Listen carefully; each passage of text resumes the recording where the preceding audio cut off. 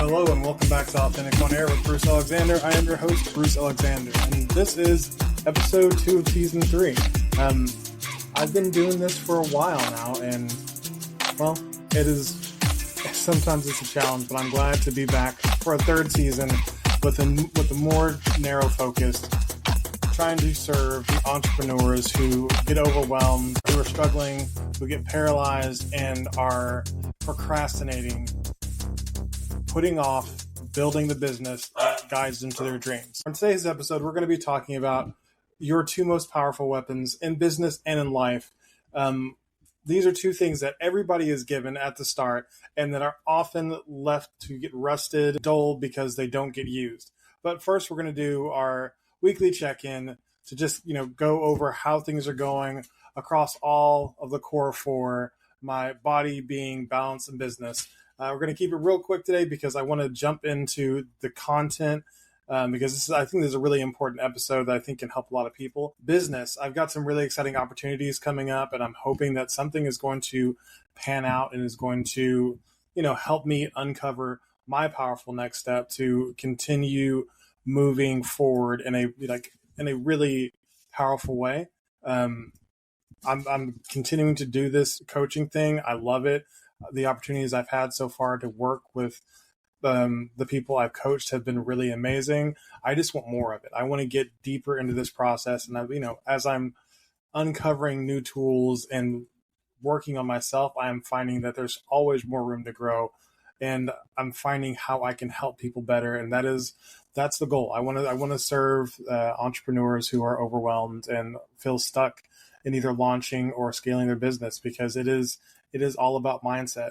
I've felt that way before. I still feel that way sometimes, and it's tough, but being able to work out a process that allows you to move forward past those feelings of paralysis and overwhelm is what I'm really good at. Because if I wasn't, then I wouldn't be posting. I wouldn't still be doing a podcast. I wouldn't still be on social media talking about this. I would have given up a year ago because it's been hard the whole time.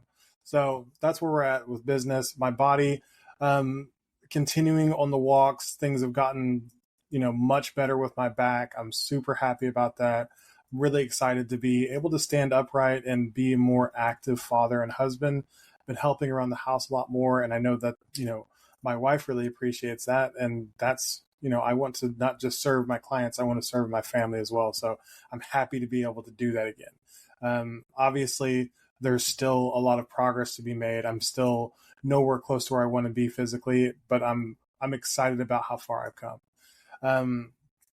My balance, my relationship with Kate is really, it has really gotten a lot of depth. We've been through some very stressful times recently as we've been continuing to try to find our place on the East Coast of this country. It is not easy to move whenever you have a place to move to.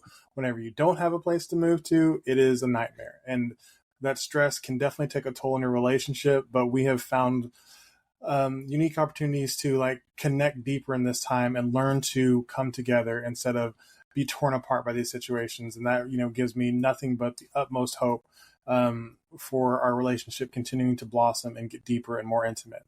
My relationship with God and myself. And, I've really had a few breakthroughs lately. I kind of went through a little bit of a low period because I wasn't getting the traction I wanted in my business. And it was really tough. I was mentally beat up. I was emotionally down, and I had to really dig deep to push myself past my circle of control, because these are problems I've never had to deal with before. I've always just gone to work for somebody else and just come in and punch the clock and do my work, and, often wrong. but the things I had to worry about were negligible compared to what I'm dealing with now. So learning to push past those things has been really difficult. But as I've learned it, I've felt so much more capable as an entrepreneur, as a human being, as a father, as a husband, because I've learned that no matter how hard it feels in the moment, if you just keep pushing, if you keep focused on what you want, there is a path through to the other side. You just have to believe that you can find it. So that's the quick catch up. So let's talk about your two most powerful weapons, and we're going to try to really aim this at business. But there are two things that you were given at the start that you may not use in a way that is really helping you move towards your goals. In the description, I talk about craving something like radically different for your life, and just not really being able to pin it down. Tell the truth. The truth is the best way to find out not only what you really want, but what's stopping you and where you are in relation to that goal. If you can find out those three things, you can accomplish anything. So, in that same vein, you know, if you are not telling the truth, you're never going to know what's really good, what's really bad. And if you can't figure those things, how are you going to improve? You're not going to know what's working and what isn't. And if you don't know those things, how are you going to improve? So whenever I left the fire department, I had just finished school. I went back to school in my late 30s, got my bachelor's degree, was super excited. I had gotten training in photography and graphic design, and I thought, that's what I'm going to do. I want to bring graphic design um, and photography into some sort of business to try to help people represent themselves authentically online, like, or in their business and whatever. Like, I had this really vague idea for a business, but it's like, yeah, that's what I want to do. Fast forward 3 months or so, I had no idea what I was doing. The business had no structure. There was no deliverable product. There was nothing there. I didn't have an offer. And it was time to tell the truth. It was time to look at if I was the person who was meant to do that, because, like I said, I had just finished school, and as much as I enjoyed graphic design, enjoyed photography, I didn't have any real experience built up doing those things to actually be able to do them with any kind of speed and efficiency. So I had to have a hard talk with myself and say, listen, as fun as that sounds, it's not sustainable. And that was a hard truth to take. Not only is it not sustainable, but it's not even startable. It wasn't something that I could even really dig my teeth into, because there's nothing I could offer at the beginning that made people say, yeah, I want that. That was tough. But because I told that truth, I realized that there is something that I am good at. I'm good at having like hard conversations. I'm good at talking people through their problems. There is something that, like, I've got dozens of years helping people deal with tough situations, and people come to me for that. So why not lean more into that arena? That's something I could have never seen if I wasn't willing to talk to myself about the fact that the first business I did wasn't working, it wasn't going to work, and I needed to face that truth. So you have to tell the truth, and it must become something that is like part of the fabric of your being. When you wake up, you need to think about how important it is to tell the truth. When you are going to sleep, you need to be thinking about, like, did you tell the truth today? When there are big decisions or confrontations, you need to be looking at your relationship to the truth in those situations, because if you are able to really have truth and really have the correct relationship with those things, you're going to be able to see where you're at fault, where you can improve, what you can bring to the situation to change the outcome. But whenever you are lying to yourself about it, you're going to often get yourself a result that you don't want, because you just want to win. So telling the truth allows you to A, understand what you want, and B, take actions to get it, because you know what you want. And that sounds so simple, but I didn't have any of that information 2 years ago. I had no idea what I wanted, and I had no idea to get it because I was a liar. Once I started telling the truth, it made a huge difference in me being able to identify how to get what I wanted. And I want everybody to do that. It has to become your code. So this is the code, like, I specifically live by. Be real, get raw, stay relevant, and commit to results.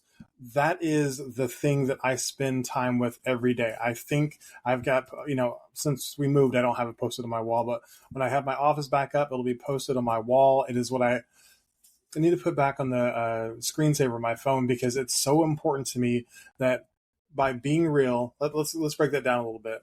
Be real means tell the truth, deal with the facts of the situation, get raw.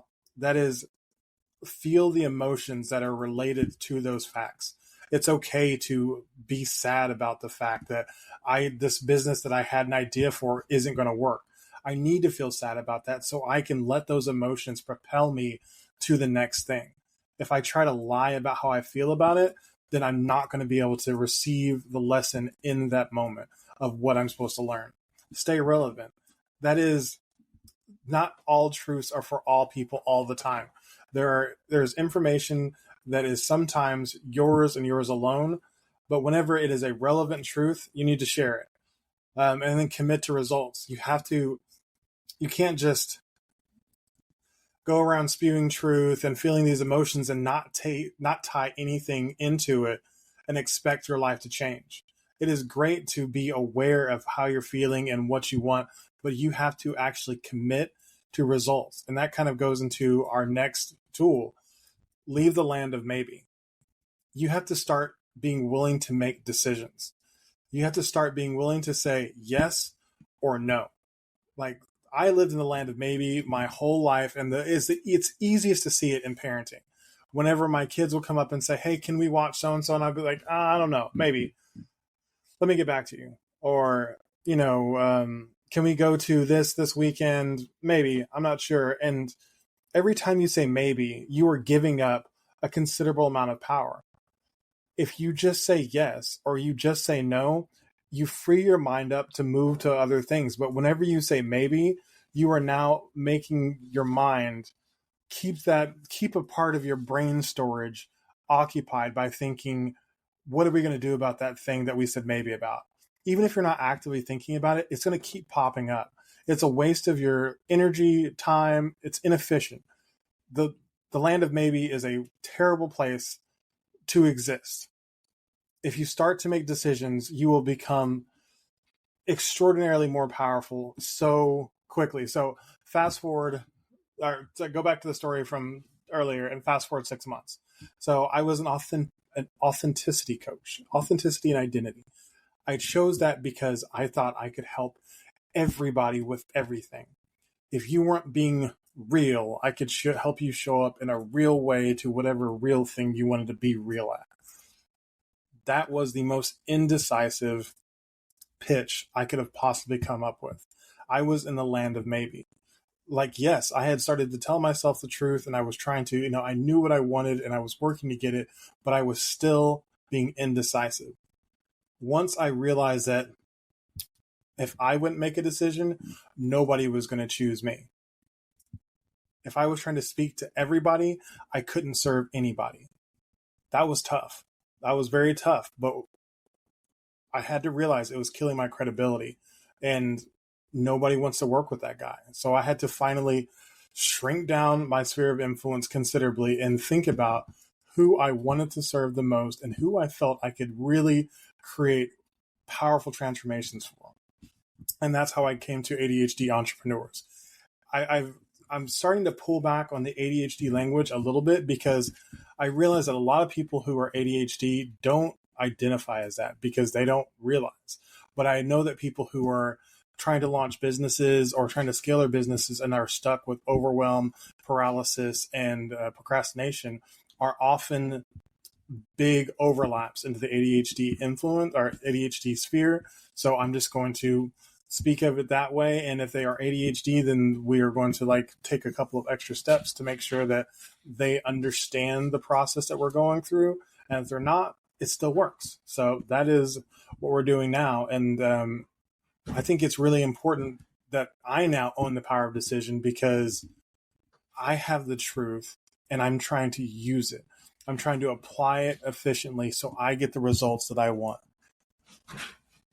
Use the truth once you get it. But once you have extracted the truth from yourself, use it. It's such an important thing to have, but it's only effective if you actually apply it to your life. So use it to make the decisions like, does this thing get me what I want? If it does, then it should be a yes. If it doesn't, then it should be a no. And that like it doesn't have to be more complicated than that. And I encourage you to start looking at things that way. Um, I'm going to give you, and for my 5 listeners out there, I'm going to give you an exercise to do at home. Over the next week, try to not use a maybe type answer more than 3 times this week. So I'm not sure, or I don't know, or whatever. Try to not use maybe more than 3 times this week. And let me know on socials at Real Coach Bruce what you see different in your life. For one, you'll see how much you want to answer maybe, and it's gonna surprise you how often you want to answer maybe, or I don't know, or maybe later, or I'll tell you in a minute, or whatever. Like, start to answer with yes or no. You will notice how often you want to cop out and say maybe. It's probably a lot more than you realize. But then you'll also, when you start to step into making those decisions, you will see how powerful it is and how quickly your relationship to decisiveness changes. It feels good. And you'll also see your productivity shoot up because you will no longer be wasting time like milling about on decisions. Being indecisive is a massive time waster because you can't be fully productive whenever you've got a bunch of decisions that you haven't made yet milling around in your brain. So just try it. Try it this week and let me know on socials. I would love to hear from you. Or you can also email me at bruce@authenticidentitymanagement.com. And I think this will really help you. But in it, you'll also see the weakness of maybe. You'll see how weak you feel when you start to say that after you do this for a while. So that is it. We're going to wrap that up for this episode because my dogs are going apeshit. So like I gave you that challenge. I really hope you'll do that, and I hope you'll get back to me. And if this information is resonating with you, like this is part of my coaching program. This is the kind of stuff we're talking about, but you can get a good majority of it on my free mini course that you can get at realcoachbruce.com. It gives you over half of the content that we go over in the program for you to start taking on your own. And I think it is a really powerful resource. And I think if this resonates with you, that is the next step that I think will really help you start to move the needle and do some important things in your business. That is it for me today. I hope you have a fantastic week, and I will talk to you next week. Thanks for listening.